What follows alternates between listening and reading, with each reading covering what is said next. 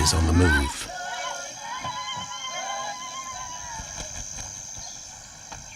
Raptors hover over a withered carcass. But there is scent of fresher meat in the wind.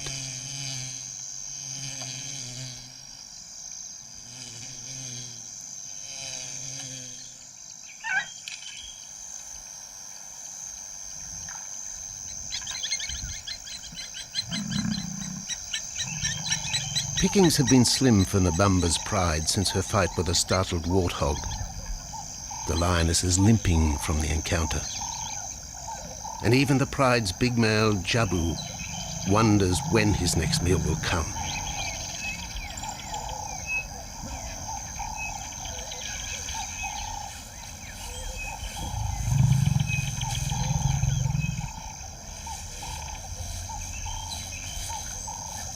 There's been no kill for 3 days, and Nabamba's cubs are hungry. Survival is tough across this tawny continent. And for the lions of Pinda Reserve, etched into the heart of Zululand, only those with speed and cunning will eat.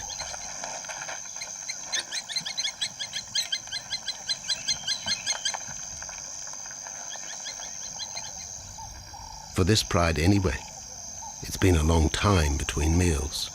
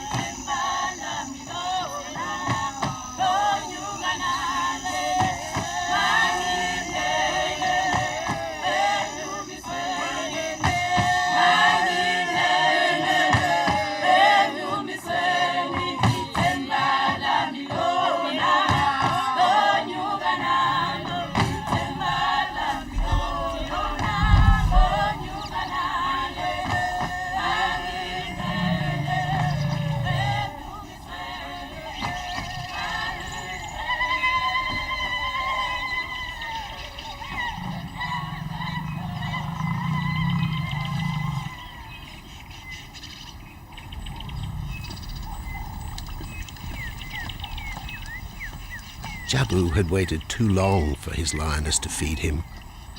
Overnight, his stealth carried him into the path of a careless zebra. The rest of the herd is still skittish. One animal had already lost his tail to a hungry pride, but for the dazed stallion, it was all over in seconds.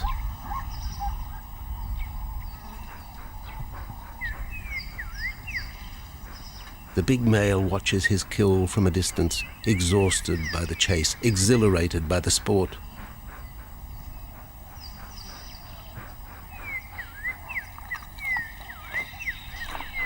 Jabu will feast later. Tired from the hunt, he needs to rest.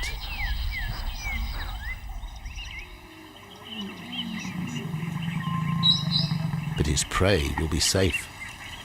Few scavengers will risk the sudden return of the Lion King.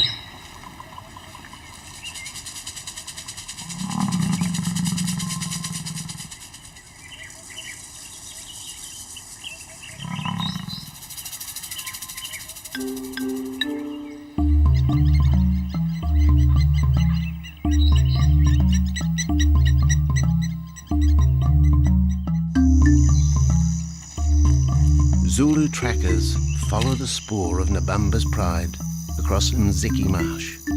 This vast tract of savanna is favoured by the lions in the dry air of winter, but it's a region also shared by Pinda's giraffe and white rhino population.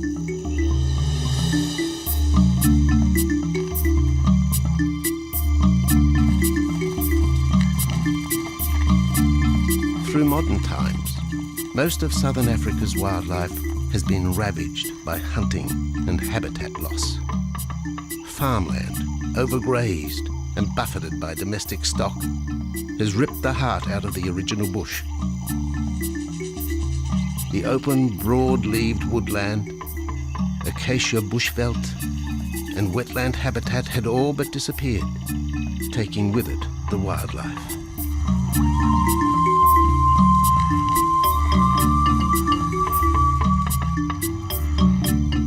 years ago, the Pinda project was born.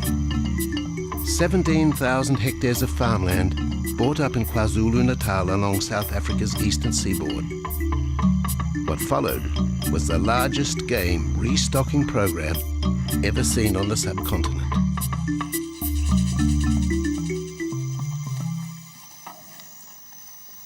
The land was overgrazed to a certain extent and wasn't in very good shape. They put all these farms together, put a perimeter fence around it, and then brought in a lot of game. And we brought in elephant, we brought in rhino. We started off with those sort of animals and then started with cheetah, bringing in cheetah onto the reserve, mainly to get them used to the area before the lions came on, because the lion is a more superior predator as such and would dominate the cheetahs. We wanted to get them settled first before the lions came in.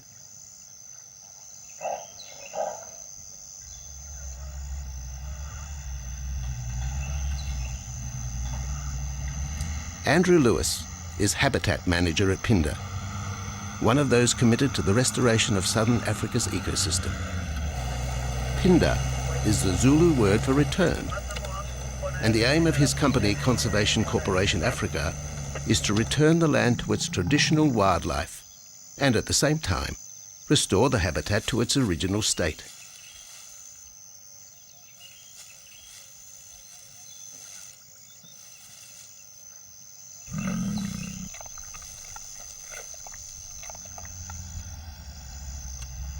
Pinda is cautiously open to top-level tourism, limited and luxurious. Dreams of extending the green frontier require funds, and the reserve's lion pride has already earned its keep.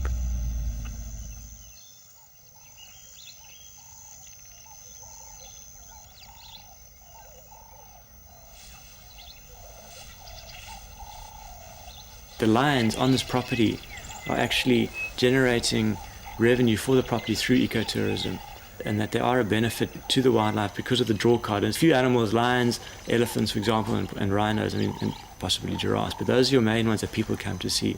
And we've been very fortunate to be able to have lions on the property, and I think those lions that we have given us amazing value for our guests, and by getting a guest in here, we're getting revenue into the area, and that's benefiting wildlife as a whole.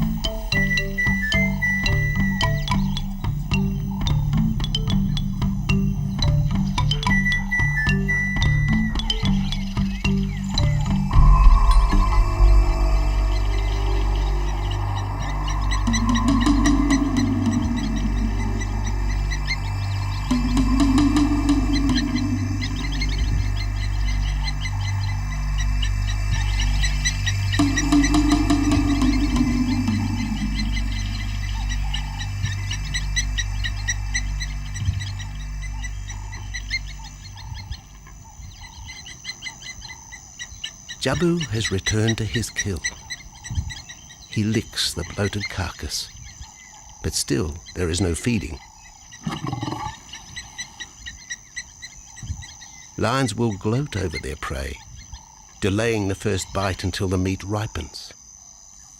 For Jabu, the prospect of the meal is to be relished as much as the eventual feast.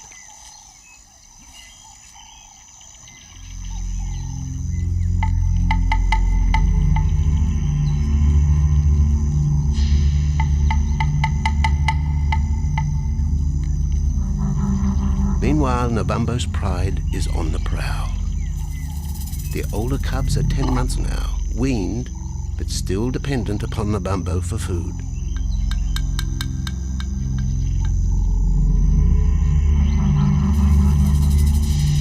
The cubs are learning to stalk, but they won't kill for another 6 months. Young male lions are usually ejected from the pride when they are about 2 years old. Fending for themselves, they form hunting groups with other isolated males. Nabambo's cubs aren't sure what to do with prey so close, but the lioness isn't far behind. Their time for hunting will come.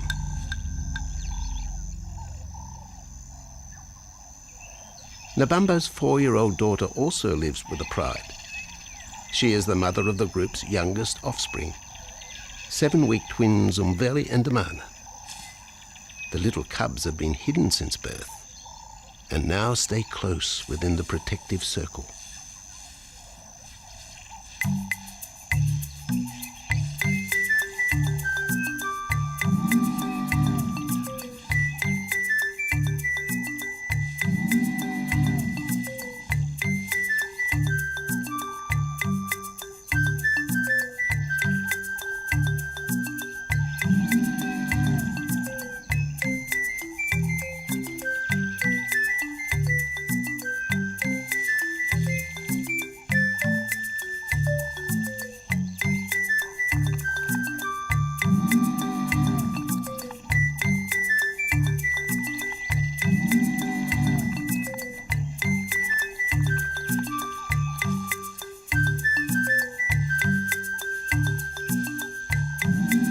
Jabu has little time for his small cub.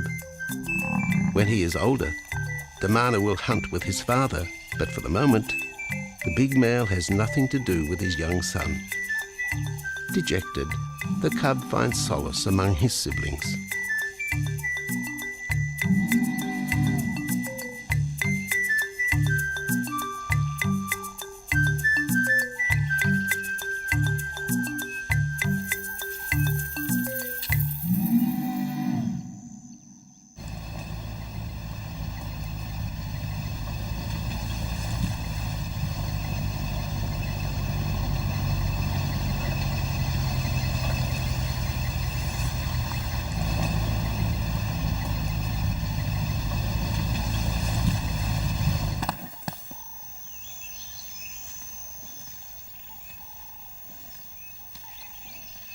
A young giraffe lies helpless in the grass.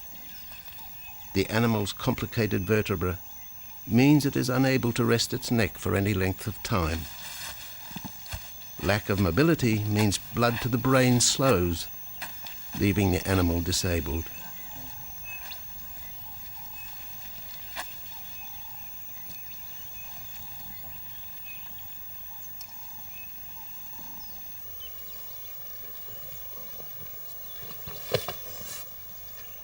Efforts to lift the head fail, and rather than leave the giraffe vulnerable to predators, the young bull is shot by rangers.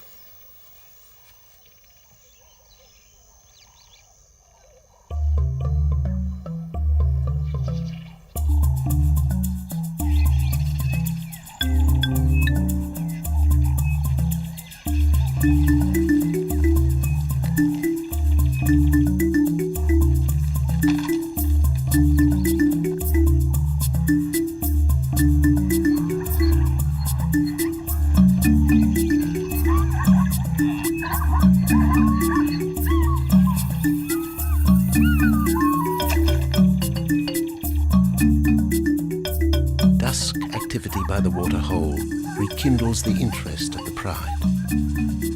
Nabambo is typical of most big cats. They conserve energy 20 hours a day, waking only to groom and hunt.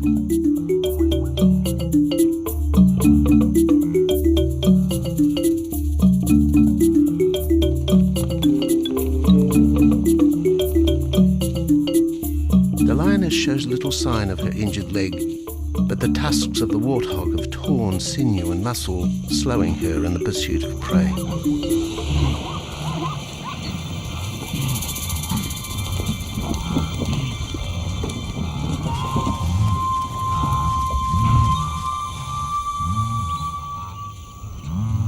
Once again, Nabambo in her pride will go hungry. But the big lioness senses another kill nearby. A young giraffe slain by humans will provide meat for her cubs. Leaving the pride, Nabambo follows the scent.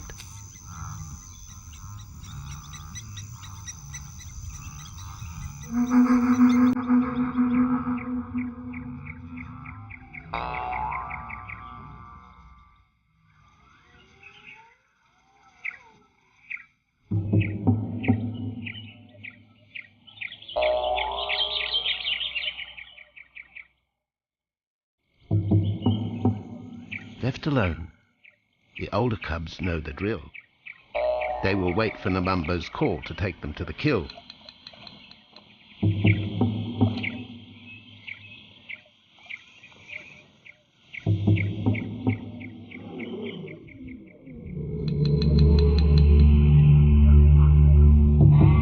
The day moves into shadow. The cubs are restless and a little afraid. Adult lions have few enemies, but cubs, even those 10 months old, are at the mercy of leopard and other predators.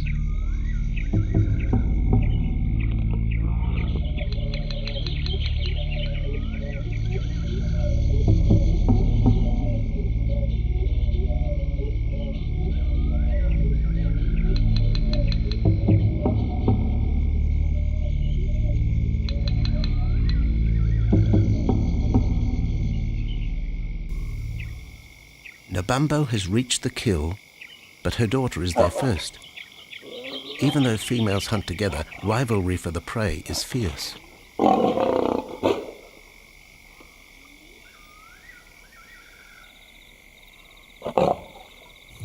The big lioness begins the trek back for her cubs, but the youngsters have heard her call and they meet halfway.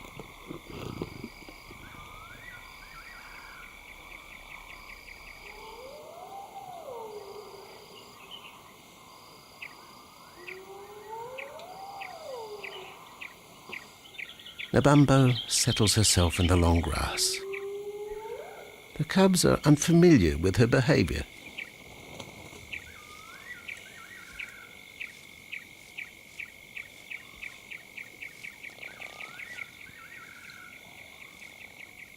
A female will usually head the charge with any kill, splitting the hide of the victim and leading the way for the pride to eat. But there is human scent around the giraffe, and the big lioness is cautious. She watches her cubs, hidden, alert to any potential threat.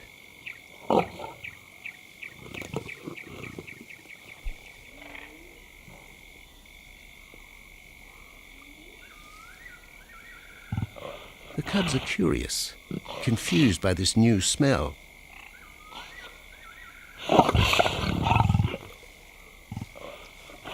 The lioness moves in for a final check, but she has already made up her mind.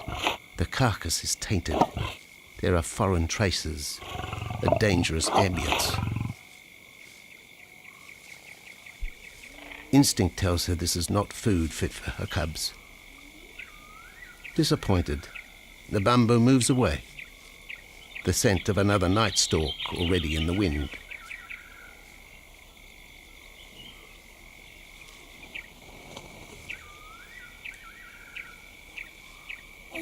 Siyabonga, siyabonga, siyabonga, siyabonga, siyabonga, siyabonga, siyabonga, siyabonga, siyabonga, siyabonga, siyabonga, siyabonga, thank you. After 2 days, Jabu has returned to his kill with another younger male. 3-year-old Tembi is a son from a previous liaison with Nabambo, and the two paired up after Tembi was ousted from the pride.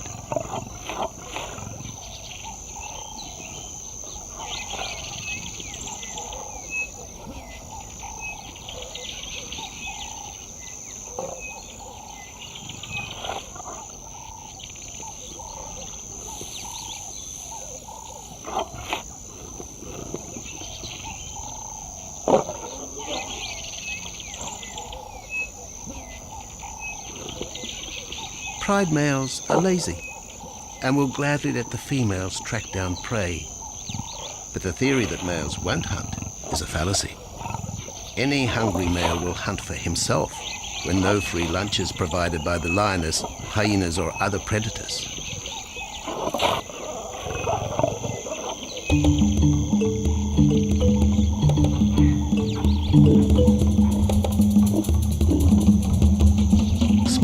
creatures scatter in the vicinity of the two lions. But there will be no hunting for a while. Bloated after the zebra kill, both males will sleep for the next day, oblivious of their surroundings.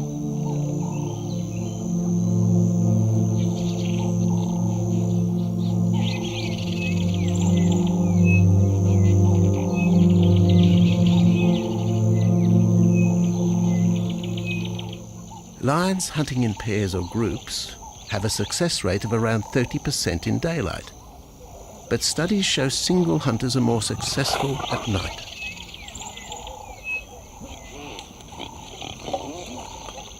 Lions are sociable cats, the only group to take part in communal hunts.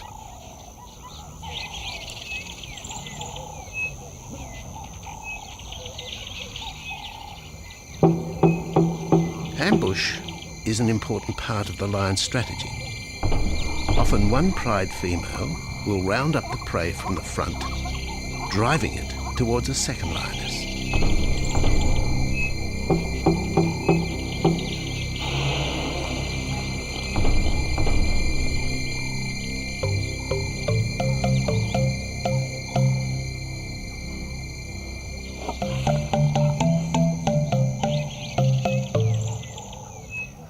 As in most cases, the pride male will only get involved if he has to.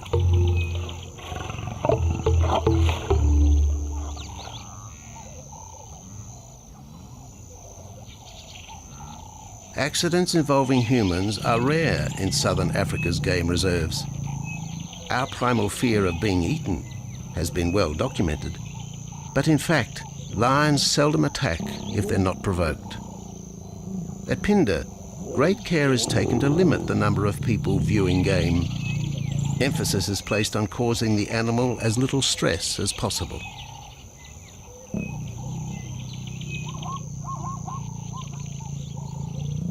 Man isn't a part of their natural food source. They don't normally go out and hunt people. I think your lions are opportunists though, and I certainly think that if your lion is very hungry, under stress, I don't think they'll necessarily go out to hunt you down, but if you interfere with them, they'll certainly kill you. And there's a good chance they might eat you at the same time.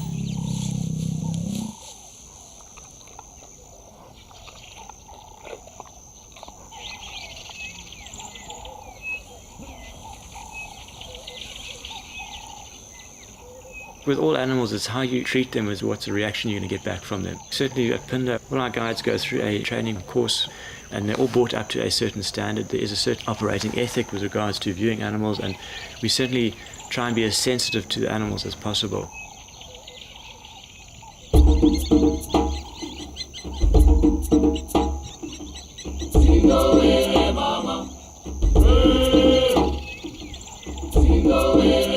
Cradled within the arms of the Ubomba Mountains and the Indian Ocean, Pinda covers one of the most diverse regions of Africa.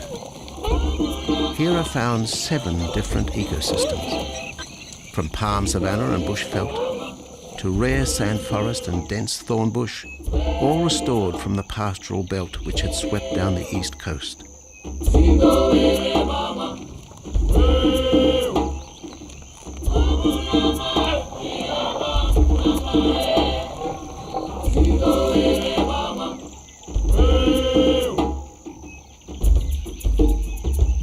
Where cotton, pineapple and cattle farms once stood, lion now roam their habitat again, alongside some traditional neighbours.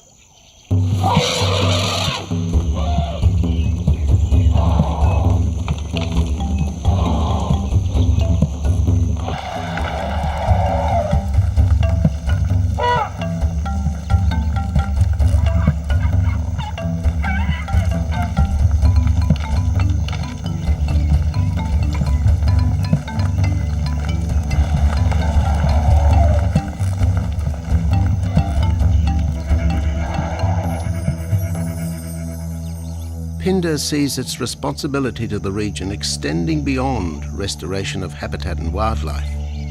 It provides schools and a clinic for the local Zulu community, as well as employment.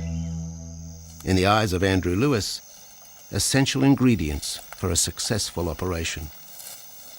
It's very important to involve the communities around your reserve, because they have to benefit as well. There's no point in just taking land, get some investors to invest in it. But if you don't allow the people who are on the periphery of that reserve to benefit from it, you're going to have an immense problem with poaching, and they're going to cut your fences down, and you're just going to have an uphill battle.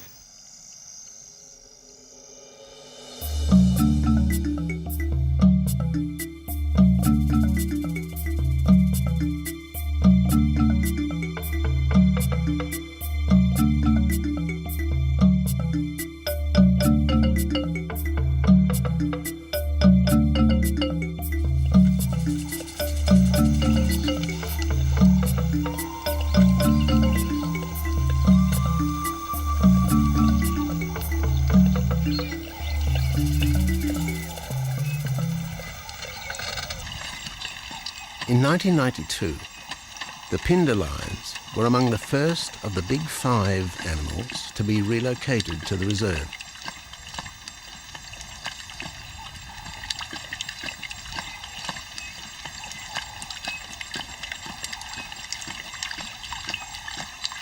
The original pride came from the northern province of South Africa, a vast scrubby region flanked by the ragged Drakensberg Mountains near the Mozambique border.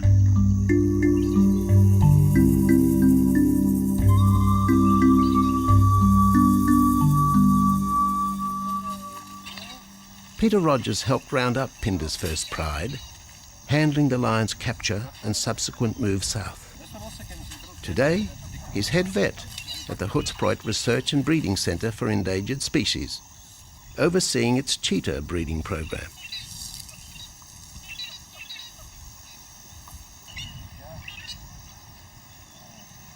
But it's the discovery of what's believed to be a long-extinct strain of lion that has put Peter's centre on the map. We were involved in the rescue of these circus animals that came down through Africa and were abandoned in Maputo. We were just founded by an animal welfare group called Animal Defenders based in London. And they said, could we just keep these animals temporary? First they mentioned tigers, and then they came back and said, well, there's 6 lions as well. So we said, yeah, we could hold them temporarily just until they found permanent homes for them, but basically get them out of the predicament that they were and the shocking conditions that they were in Maputo and Mozambique.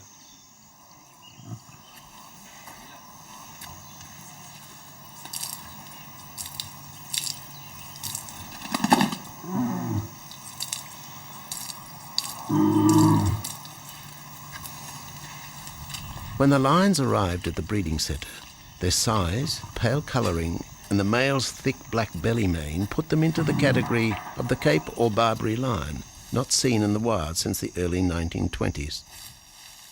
A few still exist in captivity, and a male and female were brought to South Africa from an Italian zoo for breeding purposes. But attempts to mate Arcaf, the big male from the ill-fated Mozambique circus, with the Italian female are proving difficult.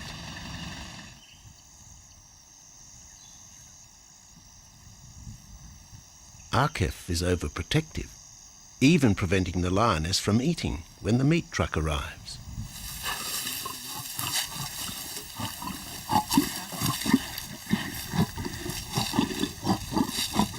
Finally, though, Sisi makes her breakthrough.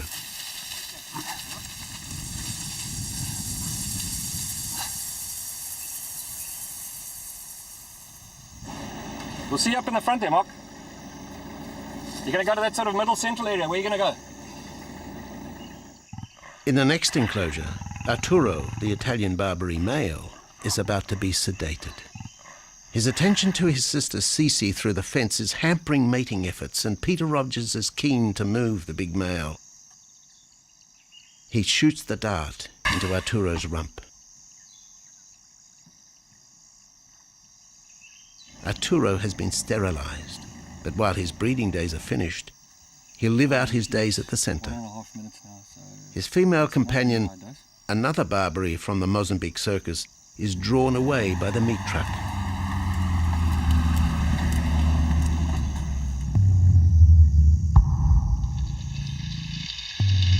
It's 20 minutes before the anaesthetic takes effect.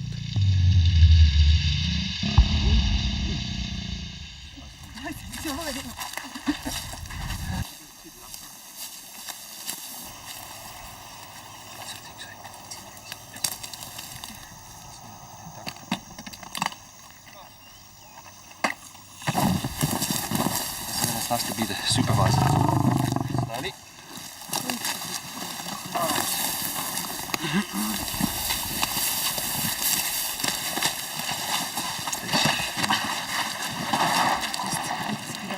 You'll need all your help at the bottom just to put him back into the cage, okay? 1, 2, 3.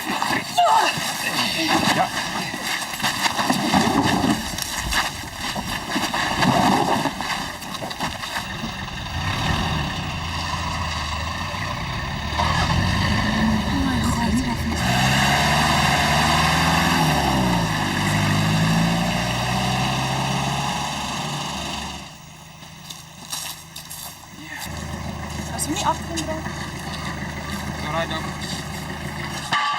The anaesthetic gives Peter Rogers and his team a chance to check over the 12-year-old lion. He'll spend a few weeks in this cage before being returned to his enclosure for observation. I still want to inject him and everything, Mark.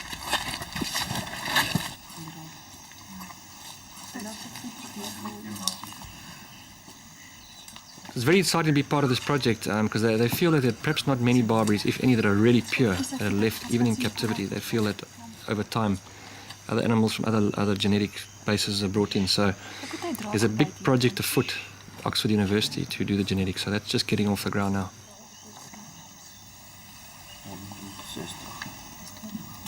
Okay.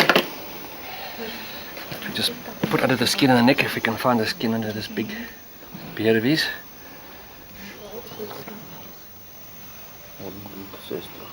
Normally lions wouldn't have this many ticks, but being from Italy, a European lion, it doesn't have that innate or inherent resistance to ticks. It does come with time.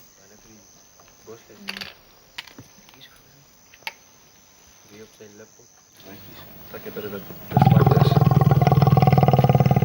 So what we can do is we can put him in there and roll him over inside there. His eyes closed. Immediate term now is to get these ones to breed. And we'll take it day by day from there and see how it goes. But the prime object initially was just to get these animals back into good health. And it's developed into something a lot bigger.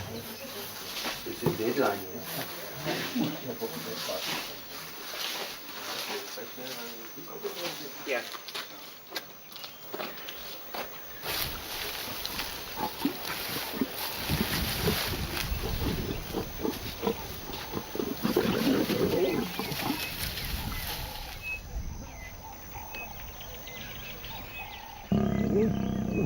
While the breeding centre's lions are healthy, it's not the case a few kilometres away in the Kruger National Park, where TB has ravaged half the population. Infected buffalo have been blamed for the outbreak, primarily in the south of the park, and attempts are being made to fence off the diseased area.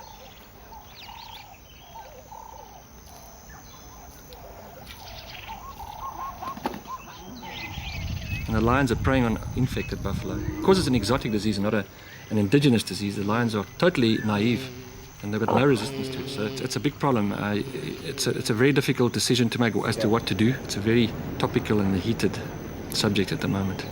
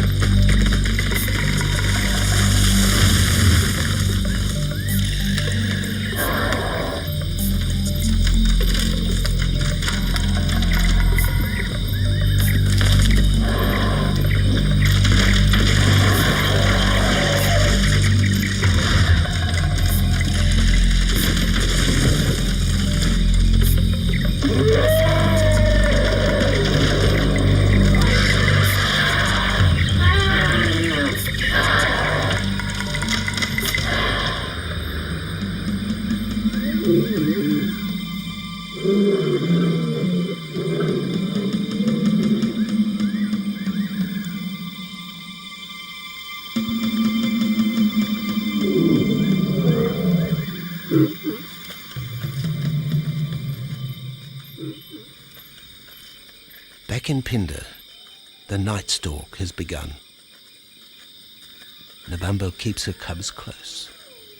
They're hungry, but tonight only impala can be tracked down, a morsel for the lioness. Food is scarce at this time of year, so the pride's territory covers a large area. Lions can only afford to be territorial where there is a reliable supply of game.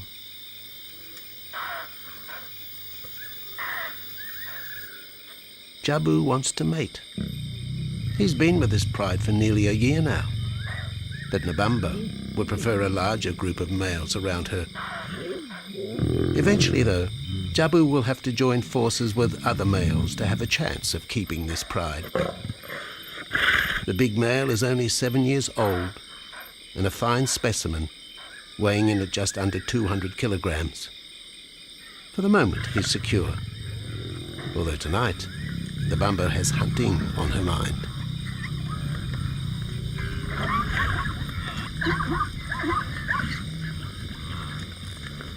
The cubs follow in the lioness's wake. If there is a kill, she will feed first. Often, weak cubs lose out to a hungry mother. High juvenile mortality rates are the result of lean times.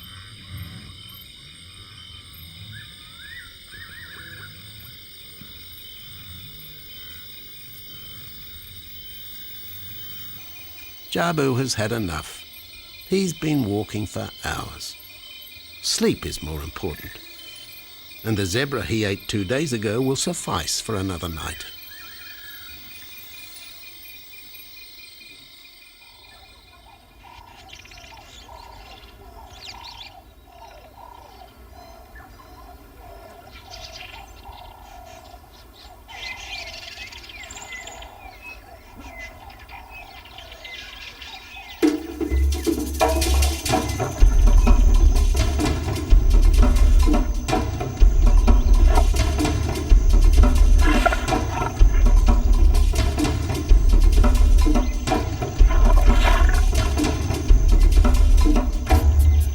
Nabambo has made a kill, a young Nyala buck. It's been 3 days since the pride has eaten, and this will provide meat for them all. But the lioness will eat first.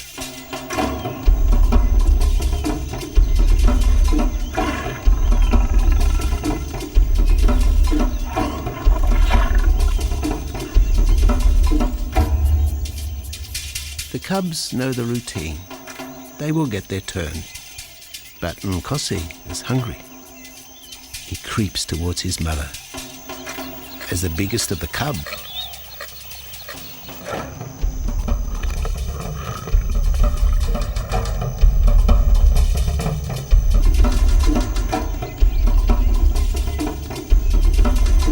Nkosi watches.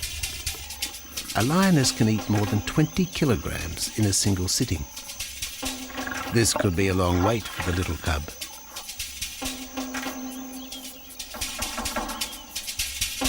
Nkosi approaches the kill cautiously.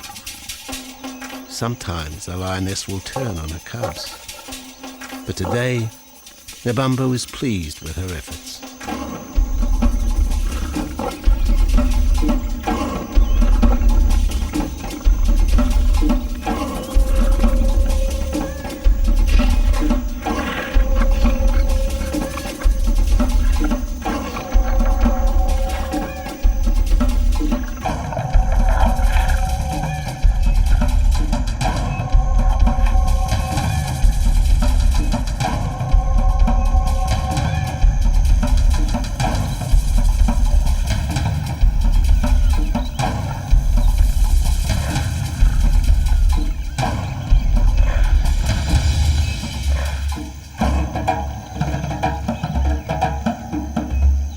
Nabambo has had her fill, for the moment anyway. Lions never eat the stomach of a kill. She will bury it before dragging off the carcass. This way, hyenas and other predators are thrown off the scent. The evidence has been buried. The carcass is no more.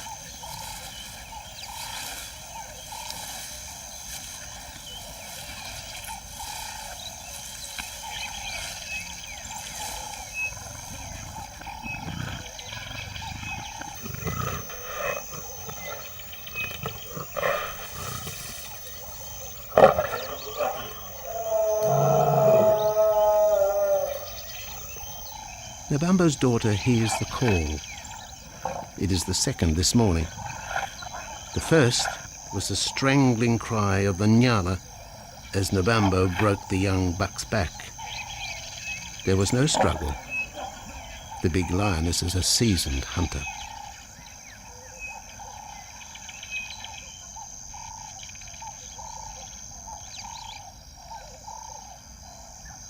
The rest of the pride will feast on the carcass after Nabambo retires.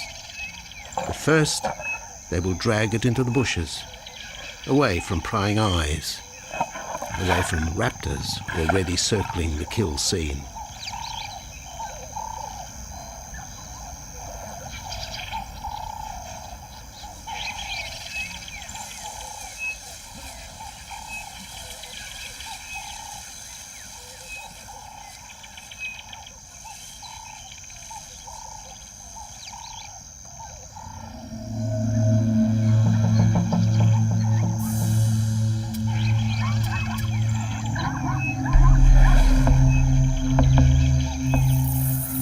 Kill has created a nervous edge. Even the hippo, its bad temper legendary, is flustered, anxious to protect its waterhole. Wildebeest are a favourite prey for lions. Naturally, they feel vulnerable. But for the pride, there is no agitation.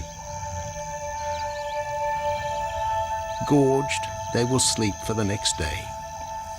Even Mveli and Damana, the 7-week twins, have tasted blood for the first time. But it will be many months before they take part in a hunt. For the moment, they just want to play with Nkosi.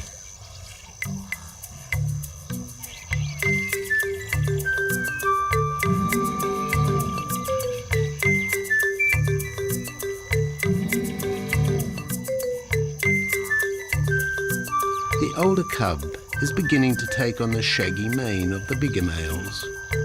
Within 18 months, he will be hunting with them, competing for his own pride. In the meantime, though, he has to contend with his young siblings.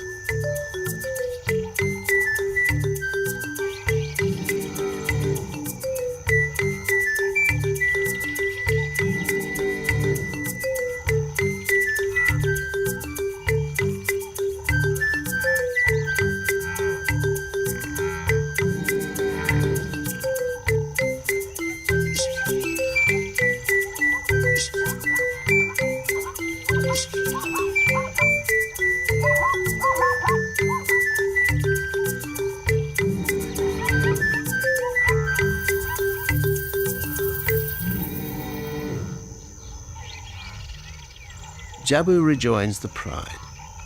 He has missed out on the kill, but he didn't share his zebra with the rest of the pride the previous day.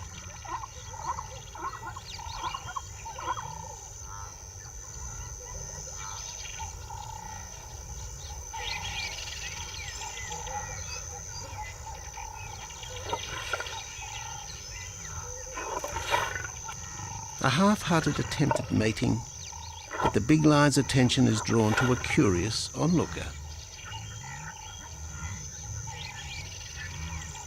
With the pride so close, the giraffe won't be sitting for long. Drinking and sitting is when they are at their most vulnerable.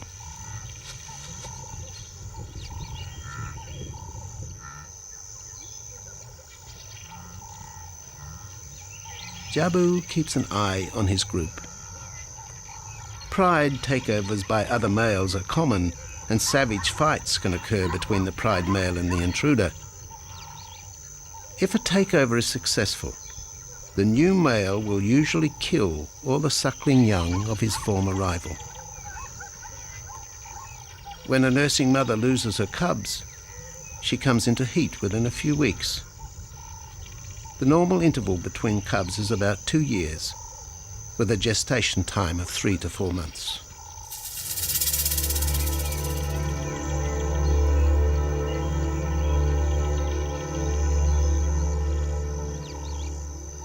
Jabu marks his territory, but it may soon be all in vain. A fresh infusion of lion genes is necessary to avoid the effects of long-term inbreeding.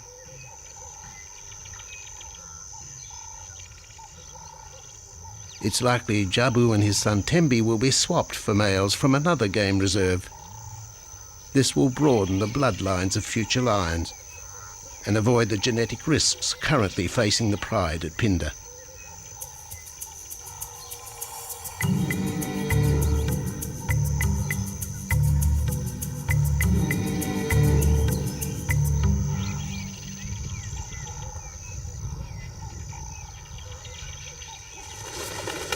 Vultures have found the dead buck, but there is little left of the carcass. Mbamba and her pride have eaten. The big lioness tries to dislodge Inyala fur from her teeth.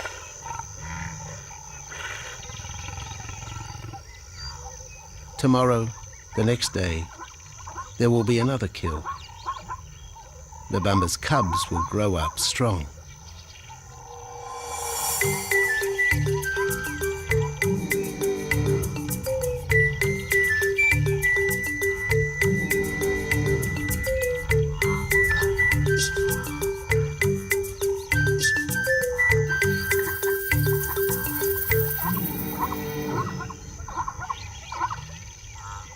The lion is the greatest of all predators, the essence of all that is Africa.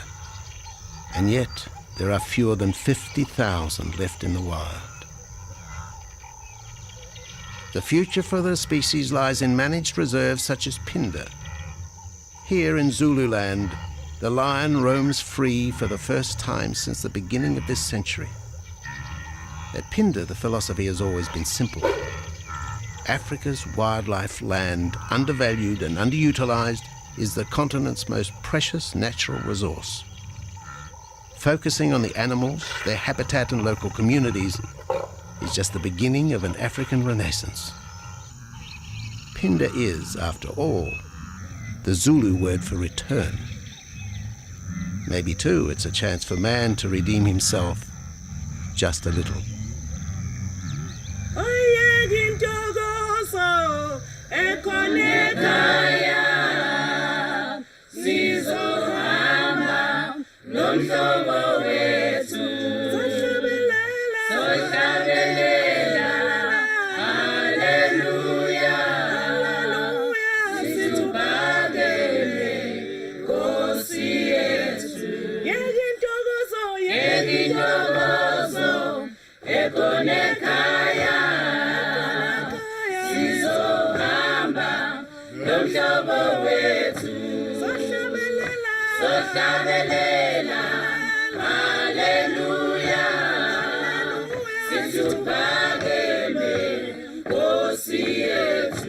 Zinyembezi